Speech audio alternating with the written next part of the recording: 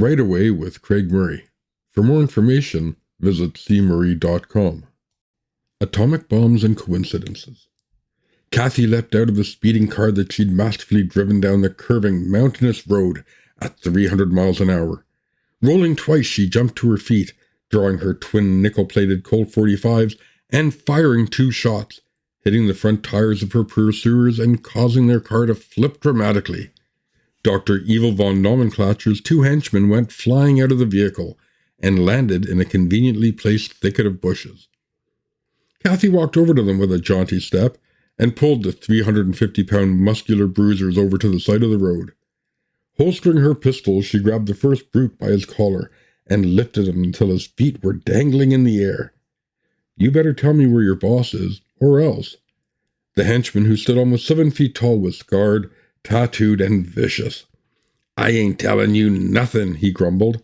Kathy punched him a few times, knocking him out before tossing him to the ground. The second henchman, easily as big and ugly as the other, started to scramble away. She leapt towards him, grabbing him by the ankles, and flipped him through the air where he landed with a decidedly unpleasant thud. Walking over to her pursuer, she repeated her question.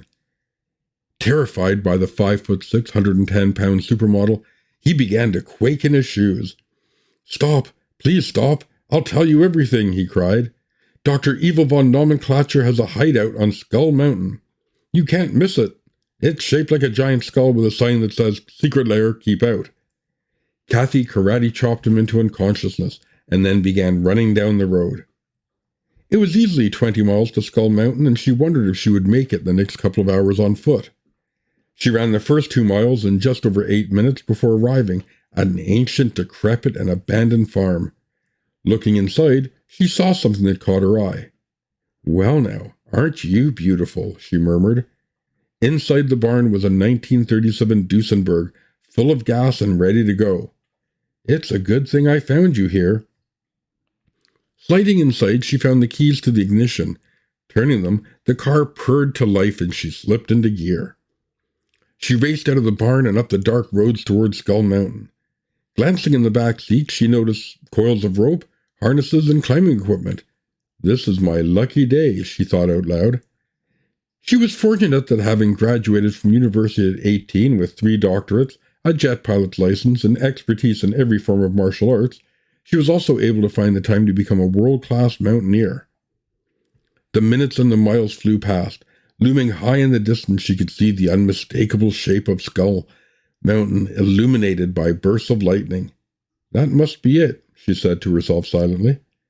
The entire facility was surrounded by a 20-foot-high electrified barbed wire fence. "There's no way even I can jump over that," she thought. Lucky for her, the main gate was open. A cardboard sign had been taped to it that said, "Gate out of order. Please come back later. Do not enter."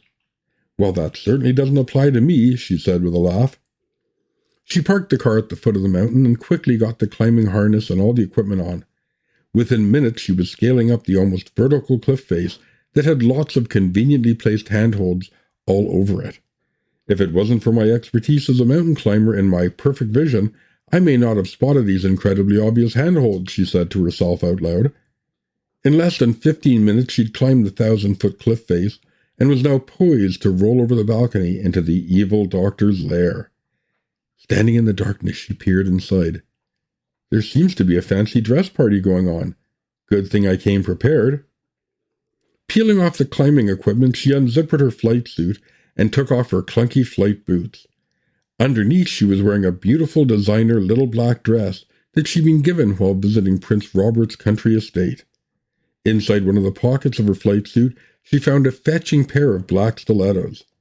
Setting them on her dainty feet, she shook out her hair, which tumbled luxuriously down her back and over her silken white creamy shoulders. She slid silently like a ghost into the room, but all eyes turned to her because she was so strikingly gorgeous. A server just happened to be walking by, and she took a glass of champagne from his tray. Sipping it reminded her of the bottle of 1942 Que Sera Sera she'd enjoyed on her yacht in the Caribbean. "I have to find Dr. Evil," she said to herself out loud. One of the 14 men, all gorgeous in their tuxedos, gathered around her, smiled and said, "He's over there by the bar." She gently touched his cheek and smiled. His knees gave way from her touch, and two of his friends struggled to keep him on his feet. As she walked towards the bar, the floor parted. All eyes were upon her. Dr. Evil smiled and walked quickly to her side. "We must dance, my dear." They danced a tango perfectly, a skill she'd mastered in Brazil in 2 weeks. Next they danced a rumba, a merengue, and finally the funky chicken. Dr. Evil said to her, "I know why you're here. You've come to kill me and destroy my super-secret space laser weapon that I'm going to use to incinerate the rainforest and kill all the penguins." "Oh, Dr. Evil, you are a magnificent dancer, but you're no match for me." The two of them immediately went from dancing to fighting. Feet and fists flew furiously. Partygoers were knocked over couches and into conveniently placed waiters carrying large amounts of glasses. Pies were thrown. Objects inexplicably burst into flames. A bunch of his henchmen ran into the room, their guns blazing, but she dodged every bullet and fired back with a pistol she'd hidden in her garter belt. With only one bullet remaining, she spun around and aimed at the deadly space laser and pulled the trigger. Dr. Evil leapt in front of it, the bullet hitting him in the upper chest. It passed right through him, hit the machine, and it started to spark and explode. Kathy stepped over and cradled Dr. Evil's head on her lap. "I didn't mean to shoot you," she said. "It's for the best," he replied. "Things could never have worked out between us. If only we'd met in better times." He went on for the next 20 to 30 minutes reminiscing about his life, the decisions he'd made, all the things that led them to this night. The partygoers, recovered from their initial shock of the fighting, fires, explosions, dead henchmen, etc., stood around in silent admiration of her. No one said anything, but their eyes were focused on her, and how beautiful she was. Also, nobody offered so much as a band-aid for the good doctor, who was no longer good, and soon would no longer be a doctor either. "If I could ask one thing," he coughed out. He could feel his breath failing. "What is it? What you want?" she replied. "A kiss. A kiss, and all this would be worth it." As she leant down towards him, he sputtered his last breath. His eyes stared emptily at the ceiling. She rose to her feet, brushed away the blood, dirt, and broken bits of everything, and stood there, looking as perfect as she had that night in Monaco. Just then, the main doors opened, and several heavily armed men from Interpol raced into the room. "Well, it's about time you boys showed up," she said with a smirk. Chief Inspector Wally Vanderbilt McGovern stepped towards her. "Why, you've done it again, girl. You've interfered with our investigation. We were gathering information to think about arresting Dr. Evil for jaywalking, and now you've ruined it.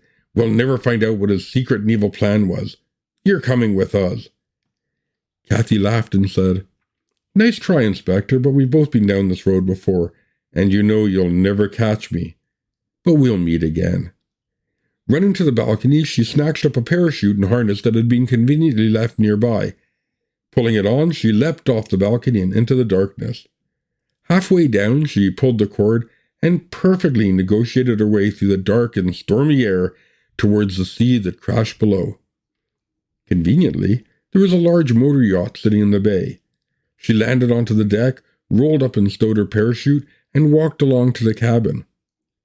"I was hoping we'd meet again," said John Delacroix, former one-time lover, international diamond smuggler and undercover supermodel. "Well, John, I didn't think you'd mind me just dropping in." Okay, you may be filled with horror at the story. I was, and I wrote it for fun. But what I'm trying to get across is it's something you see far too often. The bulletproof character, the atom bomb. They can do anything, they can do everything, they never get hurt, they're never stuck or stymied. They can get into brutal and savage fights with people 4 times their size and toss them about like rag dolls. All the while, they don't get so much as a split lip. Every single time they're stuck, there's a perfectly and conveniently placed one thing they need.